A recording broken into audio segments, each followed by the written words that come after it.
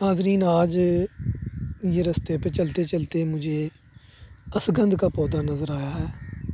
असगंधा गोरी अश्वगंधा ये पौधा नज़र आया है। आप देखें इसे, ये पत्ते हैं इसके।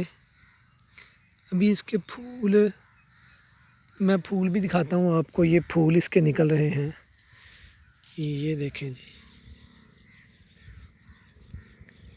गौर से देखें इसके पत्ते और इसके फूलों को करीब से दिखाते हैं आपको।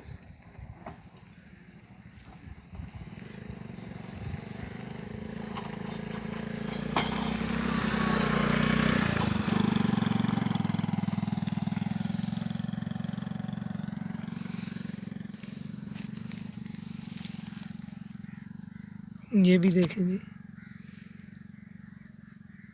ये इसके फूल देखें और मेरे हाथ की निस्बत इसका साइज़ भी देख लें आप। ये फूल हैं, ये बड़े होकर डोडियाँ बन जाते हैं। ये जी असगंध का पौधा है। ये देखें डोडी भी बनी हुई है। ये इसकी डोडियाँ बन चुकी हैं। ये डोडी बनी हुई है। ये पिछली साइड से भी आप इसके पत्ते देख लें, ये दूर से किस तरह का लगता है, ये भी देख लें। ये असगंध का पौधा है जी।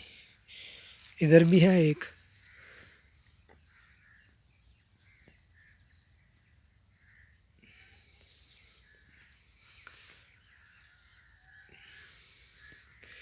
ये भी फूल खिला हुआ है। ये फूल को देखें आप इसके, ये फूल आपको नज़र आ रहा होगा। असगंध का पौधा है जी। ये आयुर्वेद में तो इसका बहुत ज़्यादा इस्तेमाल करते हैं। यूनानी में भी, हिकमत में भी इसका इस्तेमाल बहुत ज़्यादा है। जोड़ों के दर्दों के लिए, कमर की दर्द के लिए, मर्दाना कमज़ोरी के लिए, औरतों में रहम की कमज़ोरी के लिए इसको इस्तेमाल किया जाता है। जिन औरतों को रहम की कमज़ोरी होती है और हमल नहीं ठहरता, बार बार मिसकैरेज हो जाता है, उसके लिए भी हम इसको इस्तेमाल करते हैं। ये एक, आप समझ लें कि ये एक टॉनिक है इंसानी सेहत के लिए। ये एक मल्टी विटामिन का मुतबादल है।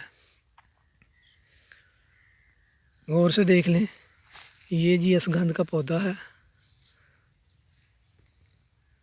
पत्ते इसके पहले बड़े होते हैं, जब जैसे जैसे ये बड़ा होता जाता है पौधा, तो इसके पत्ते छोटे होते जाते हैं।